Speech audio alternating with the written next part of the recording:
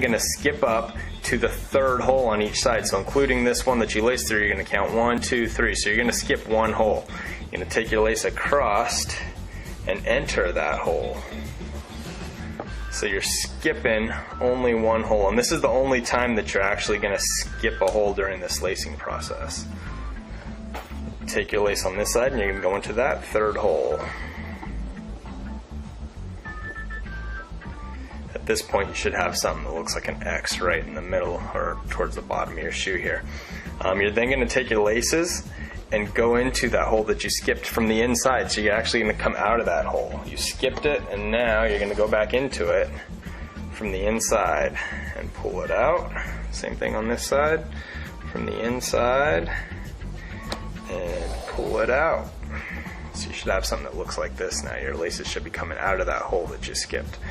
Now you're going to take your lace and you're going to go directly across into the very next hole that's available, which would be your fourth hole there.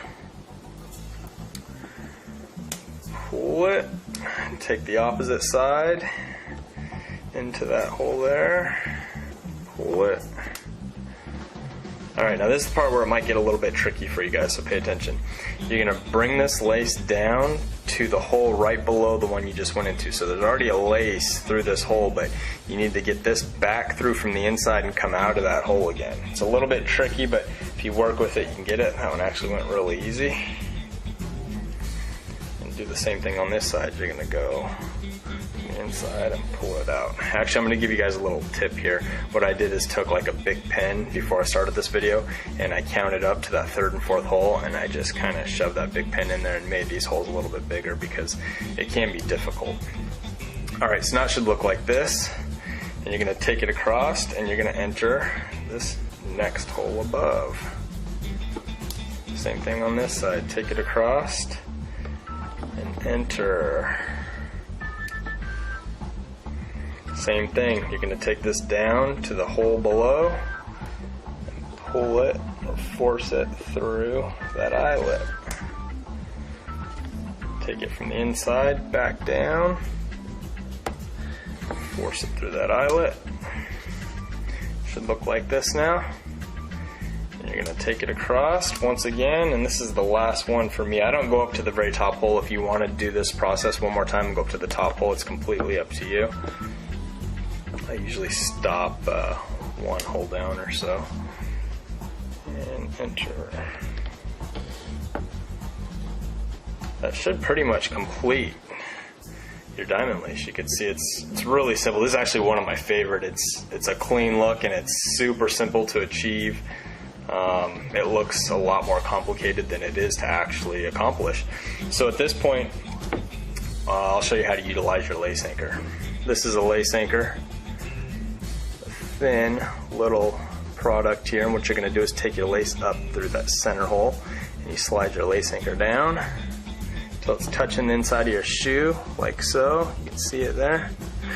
Then I'm going to take my lace and go through the top hole of that lace anchor, like so. Now I'm going to bring it over the top of these little spikes on my lace anchor and I'm going to go into the bottom slot. You want to try to keep your lace straight. You can see how nice and flat that is.